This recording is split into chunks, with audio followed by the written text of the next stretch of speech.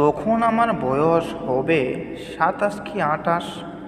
Train থেকে নামার পর আমি চাঁদের রাতে চকচক করছিল চারপাশ। সেদিন হাঁটছিলাম।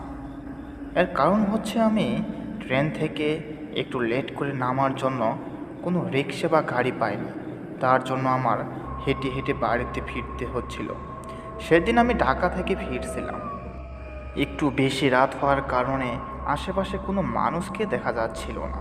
শুধু চারদিক থেকে শিয়াল কুকুরের ডাক কানে ভেসে আসছিল। হঠাৎই চোখ পড়ল রাস্তার ডান পাশে। দেখি একটি লোক হারিকেন ধরিয়ে সাইকেল চালিয়ে আমার দিকে আসছিল। আমি ভাবলাম লোকটিকে একটু ডেকে দেখি। এই যে শুনছেন, একটু এদিকে আসবেন? আমি একটু বিপদে পড়েছি, এদিকে আসলে একটু ভালো হয়। কে আপনি ভাই? এত রাতে আপনি ব্যাগ নিয়ে কোথা থেকে আসছেন?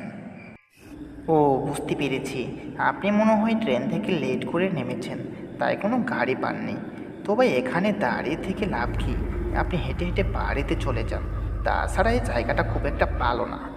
তারপর সেই সাইকেল চালক ভাইটি আমার সাথে কথা বলে চলে গেল।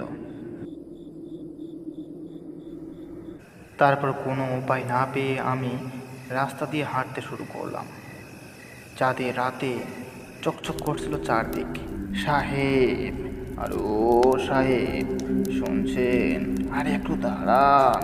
রাস্তার ডান পাশে চোখ পড়তে দেখি এক বীভৎস দৃশ্য।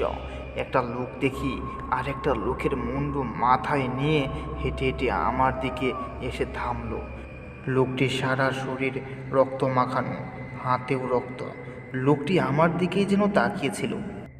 গভীর রাতে এরকম দৃশ্য দেখে ভয় পেয়ে আমি নরম গলায় বলে উঠলাম, কে কে কে আপনি? আপনি এভাবে গভীর রাতে মানুষের মুন্ডু মুখে নিয়ে কোথা থেকে আসলেন? আর আপনার সারা শরীরের রক্ত কেন?